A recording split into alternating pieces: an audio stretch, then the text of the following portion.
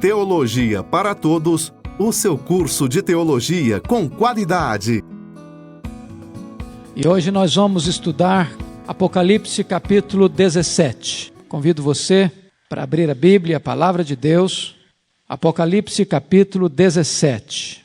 Apocalipse 17, versos de 1 a 18. A descrição da grande meretriz. Veio um dos 7 anjos que tem as 7 taças e falou comigo dizendo: Vem, mostrar-te-ei o julgamento da grande meretriz que se acha sentada sobre muitas águas, com quem se prostituíram os reis da terra, e com o vinho de sua devassidão foi que se embebedaram os que habitam na terra. Transportou-me o anjo em espírito a um deserto, e vi uma mulher montada numa besta escarlate, besta repleta de nomes de blasfêmia, com 7 cabeças e 10 chifres. Achava-se a mulher vestida de púrpura e de escarlata, adornada de ouro, de pedras preciosas e de pérolas, tendo na mão um cálice de ouro transbordante de abominações e com as imundícias da sua prostituição. Na sua fronte achava-se escrito um nome, um mistério: Babilônia a Grande, a mãe das meretrizes e das abominações da terra. Então vi a mulher embriagada com o sangue dos santos e com o sangue das testemunhas de Jesus. E quando a vi, admirei-me com grande espanto. O anjo, porém, me disse: Por que te admiraste? Dir-te-ei o mistério da mulher e da besta que tem as 7 cabeças e os 10 e que leva a mulher. A besta que viste era e não é, está para emergir do abismo e caminha para a destruição. E aqueles que habitam sobre a terra, cujos nomes não foram escritos no livro da vida desde a fundação do mundo, se admirarão vendo a besta que era e não é, mas aparecerá. Aqui está o sentido. Quem tem sabedoria, que tem sabedoria. As 7 cabeças são 7 montes, nos quais a mulher está sentada. São também 7 reis, dos quais caíram 5, um existe, e o outro ainda não chegou. E quando chegar, tem de durar pouco. E a besta que era e não é, também é ele, o 8º rei, e procede dos 7, e caminha para a destruição. Os 10 chifres que viste são 10 reis, os quais ainda não receberam reino, mas recebem autoridade como reis, como a besta, durante 1 hora. Têm estes um só pensamento, e oferecem à besta o poder e a autoridade que possuem. Pelejarão eles contra o Cordeiro, e o Cordeiro os vencerá, pois é o Senhor dos senhores e o Rei dos reis. Vencerão também os chamados, eleitos e fiéis, que se acham com ele. Falou-me ainda: As águas que viste, onde a meretriz está assentada, são povos, multidões, nações e línguas. Os 10 chifres que viste e a besta, esses odiarão a meretriz, e a farão devastada e despojada, e lhe comerão as carnes e a consumirão no fogo, porque em seu coração incutiu Deus que realizem o seu pensamento, o executem a uma e deem à besta o reino que possuem, até que se cumpram as palavras de Deus. A mulher que viste é a grande cidade que domina sobre os reis da terra. Nós vamos hoje então pensar sobre o tema a ascensão e queda da grande meretriz. A ascensão e queda da grande meretriz. Se vocês notaram, nós estamos hoje iniciando a 6ª sessão paralela deste livro, a penúltima sessão paralela deste livro. O Apocalipse é dividido em 7 sessões paralelas. Capítulo 1 a 3 fala dos 7 candeeiros, as 7 igrejas. Culmina esta verdade na segunda vinda de Cristo. Capítulos 4 a 7 fala dos 7 selos, quando a Bíblia nos informa que o mundo persegue a igreja, e este texto termina com um relato glorioso da volta de Jesus e do triunfo de Jesus sobre os seus inimigos. Logo depois, nos capítulos 8 a 11, nós vamos encontrar as 7 trombetas, quando o juízo de Deus vem sobre os inimigos da igreja. E novamente, esta sessão termina com um registro contundente da vitória de Cristo sobre os seus inimigos, na segunda vinda de Cristo. Logo em seguida, na quarta sessão, temos uma espécie de parênteses, que é o levantamento dos 4 inimigos que atacam a igreja: o dragão, a besta que surge da terra, a besta que surge do mar, a besta que surge da terra e a Babilônia. E novamente esta quarta sessão termina com um registro glorioso da volta de Jesus e do triunfo de Cristo sobre os seus inimigos. Nos capítulos 15 e 16, examinamos sobre as 7 taças da ira de Deus, os 7 flagelos de Deus, que agora é a ira pura, sem mistura, a ira sem misericórdia, a consumação do juízo de Deus sobre o mundo ímpio. E conclui também com a gloriosa mensagem do juízo de Deus, o fim da história, a segunda vinda de Cristo. Nessa sessão, a sexta e penúltima sessão, nós vamos olhar nos capítulos 17, 18 e 19, uma descrição da queda desses inimigos que se levantam. Se você notar, 5 são os inimigos que se levantam contra a igreja. Primeiro, o dragão. Segundo, a besta que surge do mar, o anticristo. Terceiro, a besta que surge da terra, o falso profeta. Quarto lugar, a grande Babilônia, a grande meretriz, o sistema mundial ou a religião apóstata e prostituída. E em quinto lugar, você vai ver como inimigo da igreja aqueles que foram selados pela besta. Aqueles que recebem a marca da besta, os ímpios que também perseguem a igreja. Nesta penúltima sessão, você começa a perceber que esses inimigos começam a cair em ordem inversa do que foram apresentados nos capítulos 12, 13 e 14. Se vocês perceberem, nesta sessão, a sexta sessão, há uma ênfase na grande Babilônia. 2 capítulos longos são dedicados à descrição e à queda da grande Babilônia.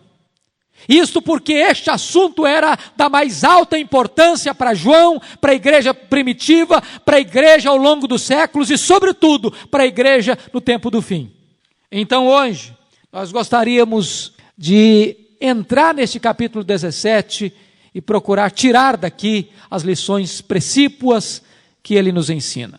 Em primeiro lugar, eu queria que você notasse, dos versos 1 a 6, que há uma descrição da grande meretriz. A descrição da grande meretriz.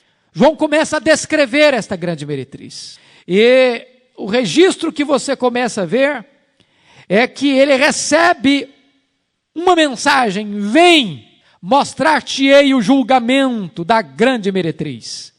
Aquela mesma mensagem que ele ouvira lá no capítulo 4, vem, e ele é chamado da terra para o céu, para ver o desenrolar dos acontecimentos. Agora ele recebe uma outra notícia: vem e mostrar-te-ei o julgamento da grande meretriz.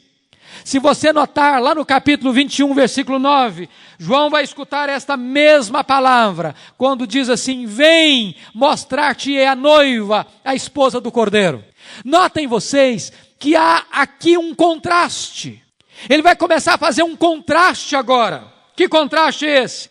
É o contraste entre a noiva e a meretriz, entre a igreja verdadeira e a igreja apóstata, entre a esposa de Cristo e a meretriz, que se deixou prostituir, que se deixou ser usada pelo dragão e pelos seus agentes. Se você notar nesse mesmo contexto, a igreja é apresentada aqui, tanto como uma mulher, como uma cidade, esta igreja apóstata.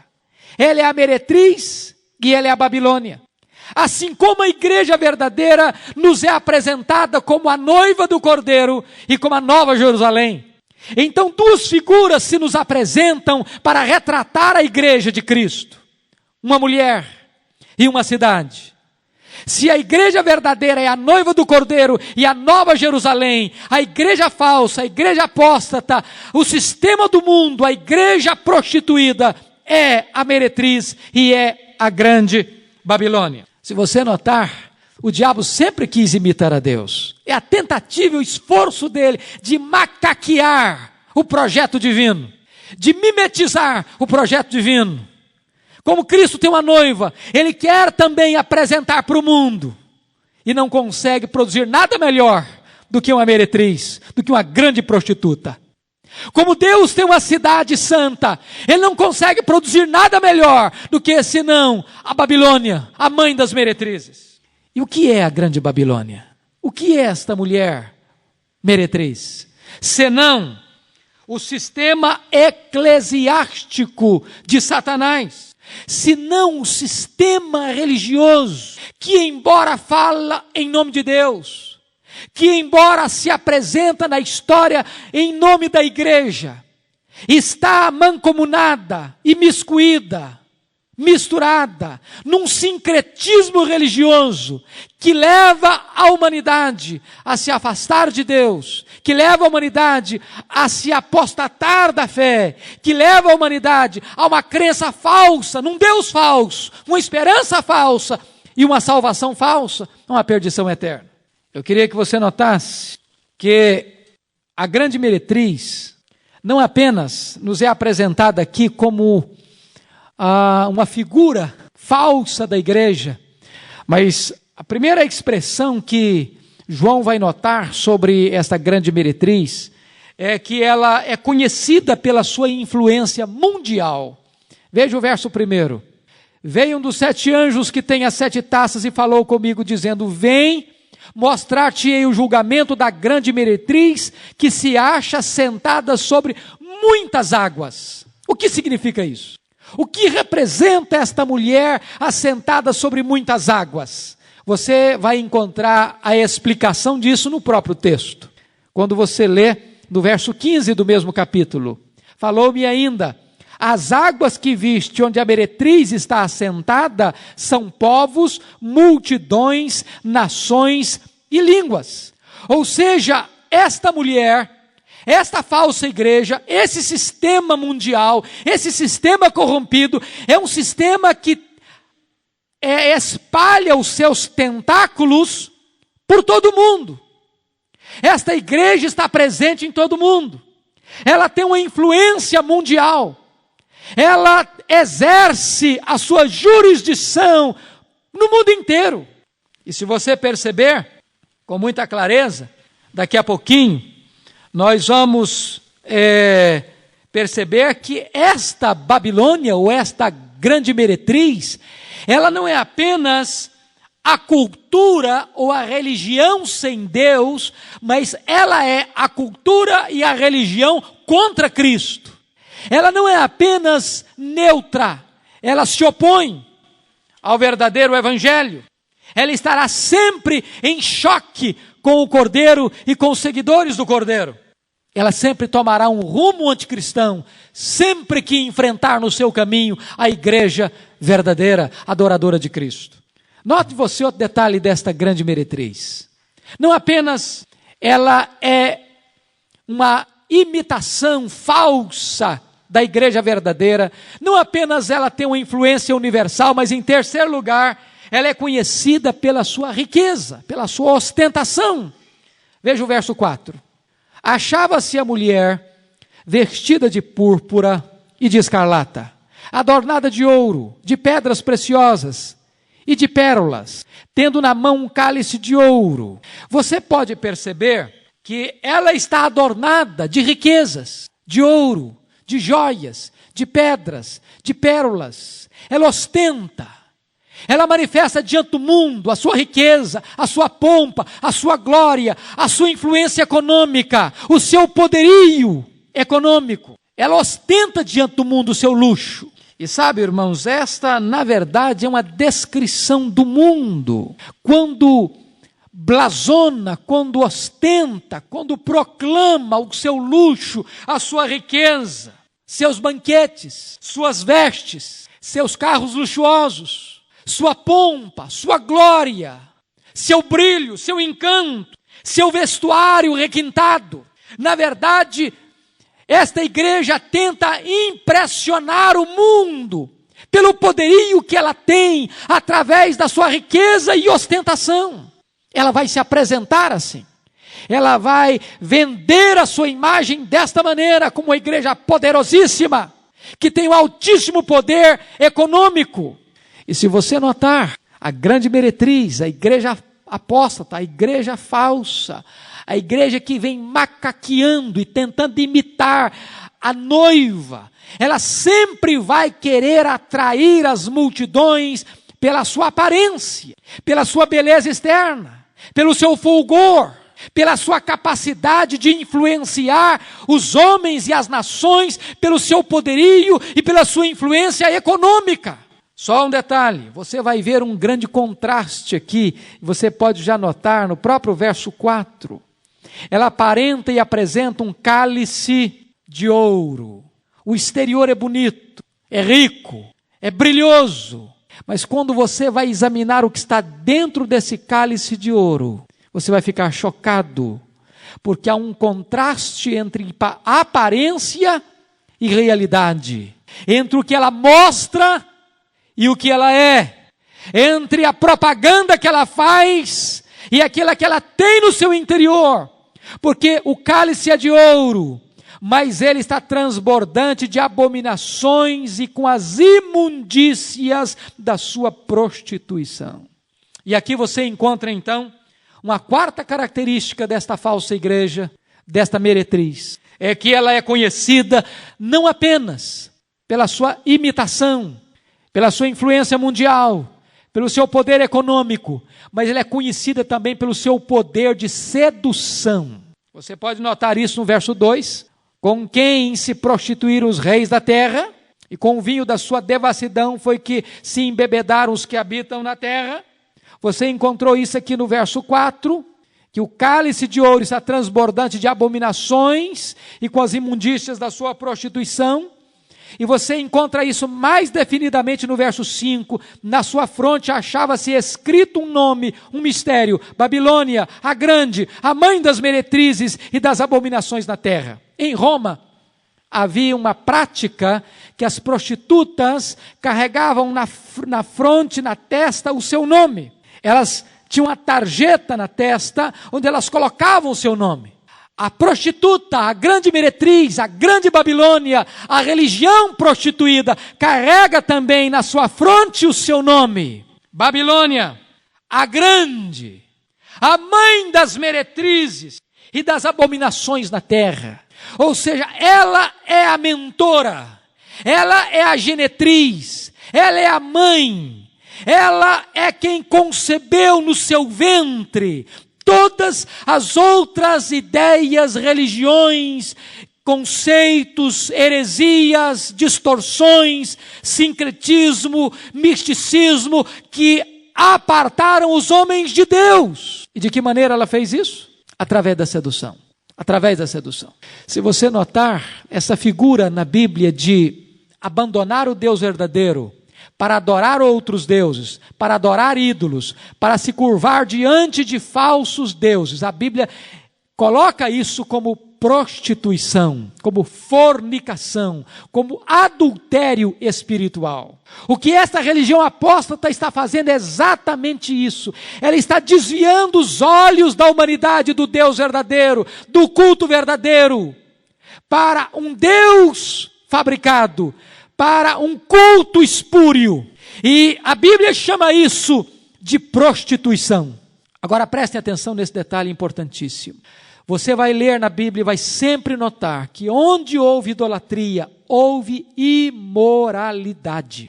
A idolatria deságua na imoralidade, porque a teologia determina a ética. A ética é filha da teologia.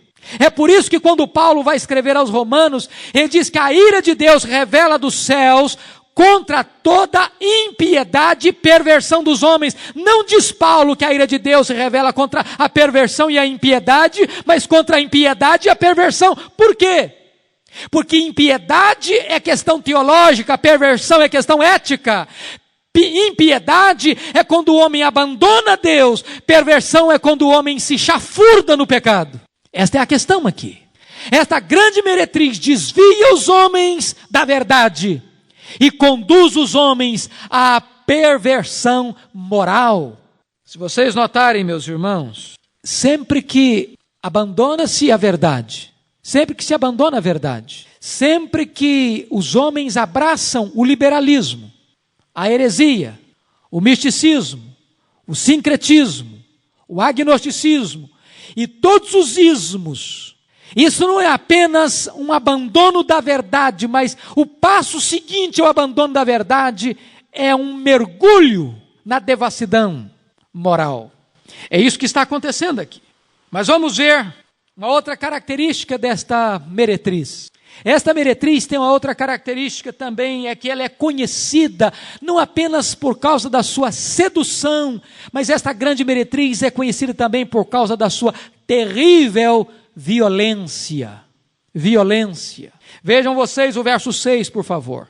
Então vi a mulher embriagada com o sangue dos santos e com o sangue das testemunhas de Jesus. E quando a vi, admirei-me com grande espanto. O que você fica impressionado é que no versículo 2, o vinho da sua devassidão foi que se embebedaram os que habitam na terra. E agora você começa a perceber que esse vinho não era vinho, que esse vinho era sangue. O que está acontecendo? Esta falsa igreja tem duas armas extremamente perigosas. Ao mesmo tempo que esta falsa igreja seduz o mundo, ela persegue a igreja. Enquanto as pessoas flertam com ela, paqueram com ela, namoram-na, cortejam-na, ela é sedutora. No momento em que alguém resiste a ela, ela persegue truculentamente e mata. É exatamente a história que você vai encontrar através, por exemplo, do Império Romano, com a sua religião falsa do culto ao imperador. O culto ao imperador era um culto absolutamente tolerante com todas as religiões. Roma nunca se importou em que seus súditos tivessem qualquer tipo de religião. Havia um panteão para todos os deuses, desde que os súditos se curvassem diante do imperador para chamá-lo de divino, de Deus. Então, a arma de Roma era a sedução. No momento em que os cristãos disseram, nós não nos prostraremos diante de César, só Jesus é o Senhor, então vem a espada, então vem o coliseu, então vem a estaca, então vem a forca, então vem as feras, então vem a morte, então vem o martírio. Não apenas a Roma imperial, a Roma papal também. A Inquisição levou mais de 1 milhão de fiéis à morte truculenta. Onde quer que a falsa doutrina prospera, sempre que a igreja se levantar proclamando a verdade, enfrentará a oposição do mundo, a perseguição do mundo, e a igreja de Deus enfrentará o martírio. Mas, em último lugar, na descrição da meretriz, você vai notar que a meretriz, a falsa igreja, está associada com a besta. Veja o verso 3. Transportou-me o anjo em espírito a um deserto, e viu a mulher montada numa besta escarlate, besta repleta de nomes de blasfêmia, com 7 cabeças e 10 chifres. Você já sabe que besta é essa. Já estudamos sobre esse assunto, quando expusemos o capítulo 13. Esta besta é a besta que emerge do mar. Esta besta é o anticristo. Esta besta é o homem da iniquidade. Esta besta é um símbolo de todo o poder político que se opõe contra Deus e contra a igreja ao longo dos séculos. Esta besta há de se incorporar num único homem no tempo do fim, chamado o Anticristo, o personagem escatológico que vai se levantar e vai perseguir a igreja, e vai matar os santos, e vai se assentar no trono e no templo como se fosse o próprio Deus, querendo adoração como se fosse o próprio Deus, até que os santos de Deus resisti-lo-ão com a própria morte, preferindo morrer a se dobrarem diante dele, e desta forma o vencerão, porque preferirão morrer em nome de Cristo, do que se tornarem apóstatas, e até que Cristo se manifeste, e o mate com o sopro da sua boca. Mas esta mulher está mancomunada, está conluiada, está associada com este poder político maligno que vai se levantar, que se levantou, se levanta e se levantará contra a igreja de Deus. Você vai ver mais tarde um fato curioso, é que o anticristo, ou o poder político, sempre usou a religião de conveniência para alcançar os seus propósitos. É interessante isso. Estude a história e você verá isso. O poder político sempre usou, de acordo com as suas conveniências, uma religião destituída da verdade. No final, este poder político se voltará contra esta própria religião e a destruirá, conforme nós vamos ver daqui a pouquinho. Pois bem, queridos, dito isto, vamos dar uma olhadinha na segunda descrição desse texto. Já vimos a descrição da meretriz, agora nós vamos ver dos versículos 7 a 17 a descrição da besta. Porque esse texto nos traz duas descrições, da meretriz e da besta. Que besta é esta que estamos vendo aqui a partir do verso 7? O anjo, porém, me disse: por que te admiraste? Dir-te-ei o mistério da mulher e da besta, que tem 7 cabeças e os 10 chifres, e que leva a mulher. Já falamos que esta besta aqui é o próprio anticristo, aquele que emerge do mar, que recebe o trono de Satanás, o poder e a autoridade de Satanás, aquele que vai carimbar as pessoas com a sua marca, e todos aqueles que não estão com o selo de Deus, todos aqueles cujos nomes não estão escritos no livro da vida, receberão a marca da besta. Irmãos, isso é muito sério. Sabe por quê? Porque nós não temos possibilidade de existir alguém neutro nessa história. Só existem 2 categorias de pessoas no mundo: as seguidoras do Cordeiro ou as seguidoras do dragão. Aquelas que têm o selo de Deus ou aquelas que têm a marca da besta. Aquelas que vão seguir o anticristo ou aquelas que vão seguir o Senhor Jesus Cristo. Não existe neutralidade nesse campo, não existe. Agora preste atenção numa coisa: qualquer pessoa ou qualquer igreja que tiver uma prática apenas nomenclatural, apenas de uma profissão de fé nominal, não resistirão às pressões do anticristo e vão seguir o anticristo. Agora, para o nosso descanso e consolo, é preciso afirmar que toda pessoa que tem o selo de Deus, ou seja, que nasceu de novo, que foi regenerado pelo Espírito, que foi selado pelo Espírito, que foi remido pelo sangue de Jesus, jamais alguém que tem o selo de Deus receberá também a marca da besta. Ou seja, não há possibilidade de que alguém que foi remido, selado, comprado pelo sangue de Cristo, venha se tornar um apóstata, venha se perder, venha perecer, venha ser condenado ao inferno. É impossível isso. Como é que a Bíblia descreve essa besta? Vamos olhar o versículo 8, por favor. A besta que viste era e não é, está para emergir do abismo e caminha para a destruição. E aqueles que habitam sobre a terra, cujos nomes não foram escritos no livro da vida desde a fundação do mundo, se admirarão vendo a besta que era e não é, mas aparecerá. Todos aqueles que não estão escritos no livro da vida vão perguntar, conforme está lá no capítulo 13, versículo 4, quem é semelhante à besta? Quem pode pelejar contra ela? Quem é essa besta?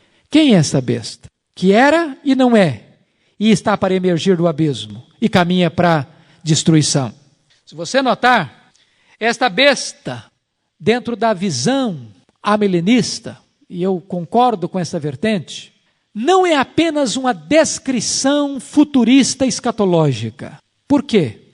Porque, na verdade, quando João escreveu o livro de Apocalipse, ele já estava vendo uma incorporação do anticristo ali em Roma, ali no Império Romano. Todo agente que se opõe à igreja de Deus é uma personificação do anticristo. Se você tiver dúvida, depois você volte a reexaminar o que falamos no capítulo 13. quando estudamos que o anticristo já está presente, o espírito dele já está agindo, mas que lá no tempo do fim, então se levantará o anticristo escatológico. O fato de ele já ter existido em personificações de reis, de reinos, não significa que ele não se levantará no tempo do fim como um homem específico. Mas nesse caso aqui, que era, que não é e que se levantará, ele está se referindo certamente a esses impérios que caíram, a esses impérios que já passaram, ao império que é e ao império que virá. Nós vamos entender o que significa isso. Vamos entender o que significa isso. Vai ficar mais claro quando você olhar o verso 9 agora. Então olha aí, por favor. Aqui está o sentido que tem sabedoria. As 7 cabeças são 7 montes, nos quais a mulher está sentada. São também 7 reis. Vamos entender isso, para que você perceba na explicação do verso 10, dos quais caíram 5, um existe e o outro ainda não chegou, e quando chegar tem de durar pouco. Ele está falando aqui algumas coisas que nós temos que entender. Se você notar, ele vai comparar aqui 7 reis, e ele diz que não são 7 reis, são 7 reinos. Você pega primeiro o Egito, depois a Babilônia, e em terceiro o Egito, segundo a Síria, terceiro a Babilônia, quarto a Pérsia, quinto a Grécia. 5 já caíram. Ele diz no verso 10, dos quais 5 caíram. Um existe. Qual que existe? O Império Romano. E o outro ainda não chegou. Que outro é esse? O outro é exatamente o reinado do anticristo escatológico. Ele está definindo que são 7 reis. E ele começa a definir, são 7 montes, são 7 reis. Os 7 montes é uma descrição da própria cidade de Roma, construída sobre 7 colinas. Ao mesmo tempo que ele define que o anticristo é Roma, é o Império Romano, são os imperadores romanos, ele começa a elastecer este entendimento, dizendo que não é apenas um local, que não é apenas um rei, que são reinos, que já foram, que é e que virá. Com isso você percebe claramente que o entendimento do anticristo não pode se limitar apenas ao personagem escatológico. Todo reino que já se levantou em oposição a Deus é uma pré-figura deste poder anticristo. Se você notar, você vai perceber outro dado importantíssimo aí. E logo em seguida você vai ver que ele tem 10 chifres, versículos 12 a 13. Os 10 chifres que viste são 10 reis, os quais ainda não receberam reino, mas recebem autoridade como reis, com a besta, durante 1 hora. Esses reis são símbolo de todos os reinos do mundo que darão suporte para o levantamento do anticristo. Essa questão de 1 hora aí é um termo figurado, obviamente, para descrever pouco tempo, porque realmente ele vai ter pouco tempo. O reinado do anticristo vai ser um reinado curto, limitado, tanto em poder quanto em tempo de duração. Agora, o que é impressionante nisso, irmãos, é que esses reis vão se unir ao anticristo. Você perceber a descrição da batalha do Armagedon, que nós não estamos pensando num limite de Israel, simplesmente, é esta batalha final entre as forças opositoras contra Deus, quando elas serão completamente destruídas, eliminadas, e o mundo e o seu sistema entrará em colapso. Este é o Armagedon, mas a descrição é que os reis da terra serão convocados e sob a liderança do anticristo terão então esta batalha final, quando Jesus Cristo aparecerá e os desmantelará, colocando-os e submetendo-os a uma fragorosa derrota. O que nos impressiona é o que está no versículo 16. Olha o versículo 16. Os 10 chifres que viste e a besta, esses odiarão a meretriz, e a farão devastada e despojada, e lhe comerão as carnes e a consumirão no fogo. O que está acontecendo? O que está acontecendo é o seguinte: por uma razão não explicada, se forma uma espécie de guerra civil na sede do governo da besta. Vocês já leram em vários textos o que Deus fez com os inimigos de Israel?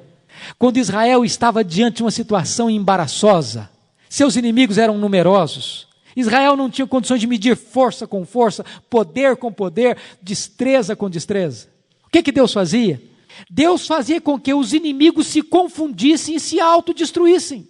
Eles se levantavam para se devorar uns aos outros. Se você ler a descrição de Ezequiel capítulo 38, que é uma descrição desta batalha do fim, Deus diz que Ele vai levantar os inimigos para que eles se devorem com as suas próprias espadas. Essa é uma figura, é uma linguagem figurada para dizer que Deus vai provocar confusão no reino do mal, para que eles entrem em colapso com as suas próprias mãos. Veja bem que a meretriz cavalgava quem? A besta. A meretriz carregava a besta. A besta estava montada na meretriz, mancomunada com ela, associada com ela.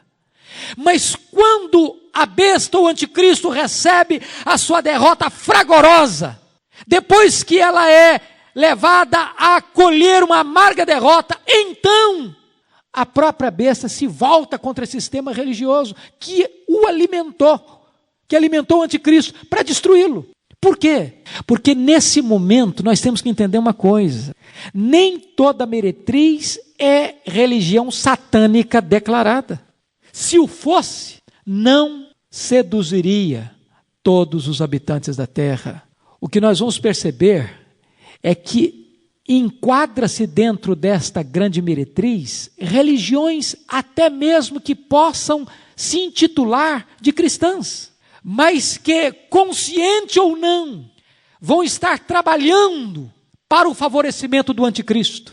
E no final, diz a Bíblia, que o homem da iniquidade se assentará no santuário e não tolerará qualquer sistema religioso, a não ser aquele que o proclame como Deus. Então, nesse momento, o sistema do mundo entrará em colapso. Se você perceber, nesse momento, os homens entrarão num profundo estado de insatisfação com os prazeres que esta religião prostituída oferece, e vão devorar esta própria meretriz e vão destruí-la. Lembra o que Jesus Cristo disse quando os fariseus acusaram-no de expulsar demônios pelo poder de Belzebu? O que Cristo respondeu para eles? Se Satanás estiver dividido, se o reino de Satanás estiver dividido, ele não prevalece. Um reino dividido contra si mesmo não prevalece. O que é tremendo é que a Bíblia diz que o reino das trevas, no fim, vai estar dividido contra si mesmo. Ele vai se autodestruir. Ele vai entrar em colapso pelas suas próprias mãos. A própria besta e os 10 reis que foram alimentados pela grande meretriz, agora se voltam contra ela para lhe devorar. É o colapso do mal. O que é tremendo é olhar o verso 17. Porque em seu coração incutiu Deus que realize o seu pensamento, o executem a uma e deem à besta o reino que possuem até que se cumpram as palavras de Deus. Irmãos, que coisa linda isso aqui. Isso prova a soberania de Deus. Nem a grande meretriz, nem o dragão, nem o anticristo, nem o falso profeta, nem os ímpios, com a sua maldade, com a sua prostituição, com a sua violência, escapam da soberania de Deus. Eles precisam cumprir rigorosamente o plano e o projeto de Deus. Ou seja, Deus nunca perdeu o controle, nunca. Até mesmo o mal está debaixo da agenda, do calendário, da soberania e da jurisdição do Deus Todo-Poderoso. E então eu queria terminar com a última descrição. Nós vimos a descrição da meretriz, vimos a descrição da besta, agora brevemente vamos ver a descrição da vitória de Cristo e da igreja. Versículos 8 e 14. No versículo 8, você lê que a besta, que era e não é, e está para emergir do abismo e caminha para a destruição, e aqueles que habitam sobre a terra, cujos nomes não foram escritos no livro da vida desde a fundação do mundo, se admirarão, vendo a besta que não é, que era e não é, mas aparecerá.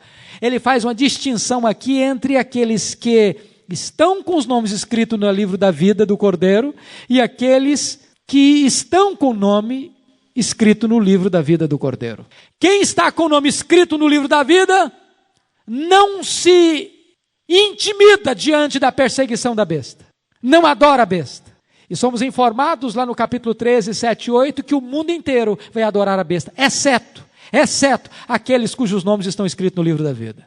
Então aqueles que estão com o nome escrito no livro da vida são os selados de Deus, são os remidos de Deus, e eles são os vitoriosos.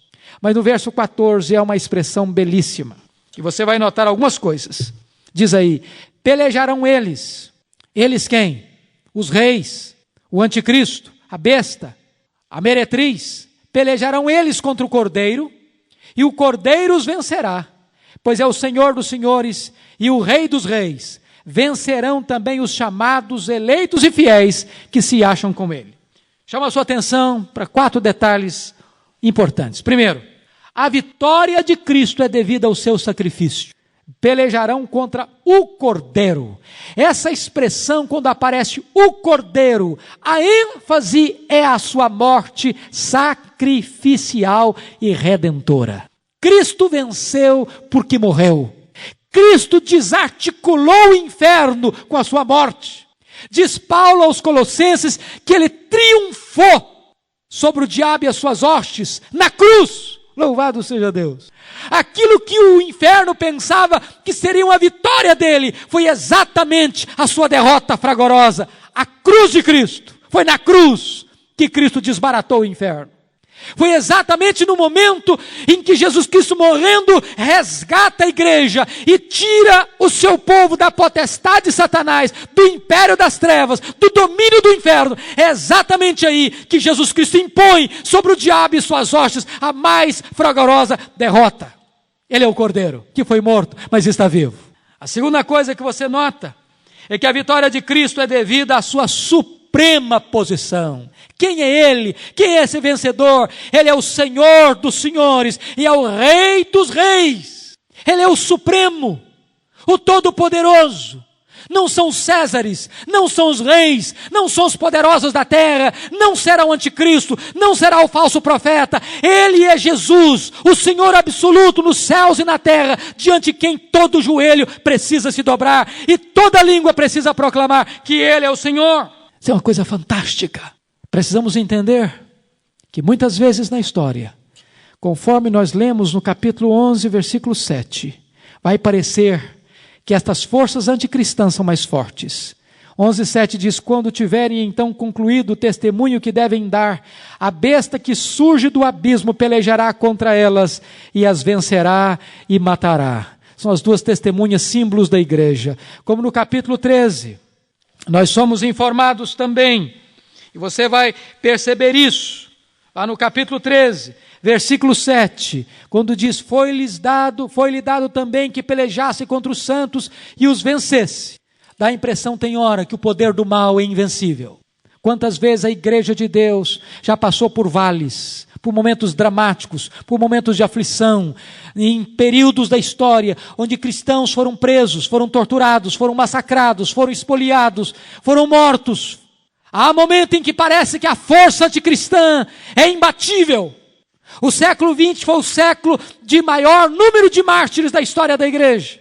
Irmãos nossos que morreram nas mãos dos nazistas, nos campos de concentração, atrás das cortinas de ferro, atrás das cortinas de bambu, nos países islâmicos e em muitos outros lugares. Mas a vitória é da igreja do Senhor Jesus. Porque o seu Senhor é o Rei dos reis e é o Senhor dos senhores.